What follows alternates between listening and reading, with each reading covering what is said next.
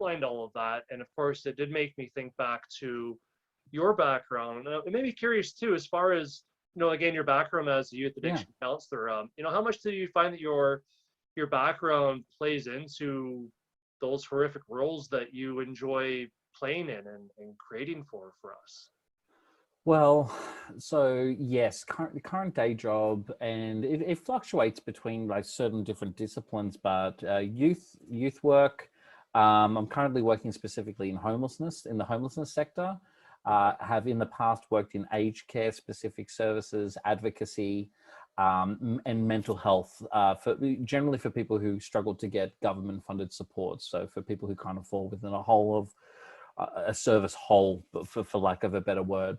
But currently working in homelessness, and I guess you know what this is like, working with people. It can take. It is. People often you'll say what it is that you do, and they'll go, "Gosh, that must be rewarding."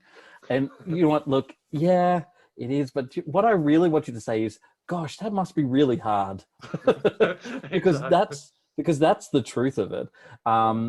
There's not a day where I sit there and I put my feet up and I go, I've done a rewarding day work. I put my feet up and I go, I ache everywhere, and I'm so emotionally drained, and I'm just churning with these emotions that I need to process in some sort of healthy way.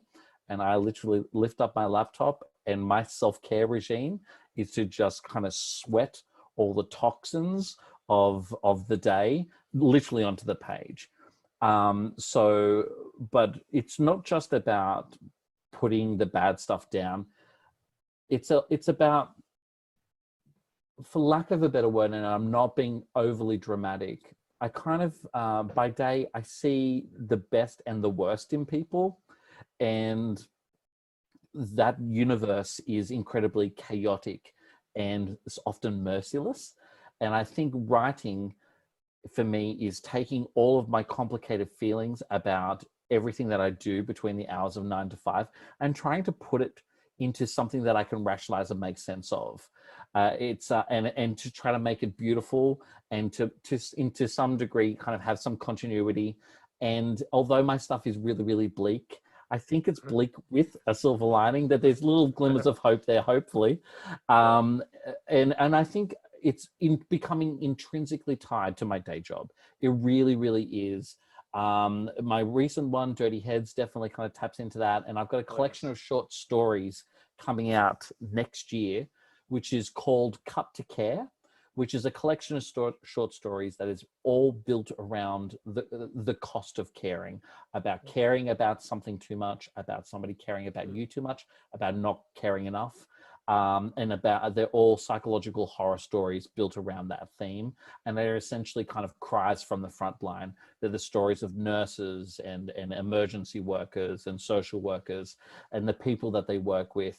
And so that to me has been a massive purge over the last 2 years during COVID, when the commitment that it took to write a novel just wasn't something that I could muster, really, because the world went into hell in a handbasket to some degree. Yeah. And I'm extraordinarily grateful that I've managed to remain employed through that time, but I've never been busier. So for me, I needed to get those toxins and that kind of piecing the universe back together in a healthy way. I needed to be able to do it in a manner that kind of worked for me in terms of my time frame, which is why short fiction became my go-to over the last year and a half. And I'm really, really, really happy with this short story collection. And it's coming out next year, but it's exactly what you're talking about. You're right. It definitely plays in, and it kind of always has. And for as long as I continue to work in this industry, which I always will because I love it, as much as it doesn't love you back, it'll continue to be so. It's really part of my self-care routine.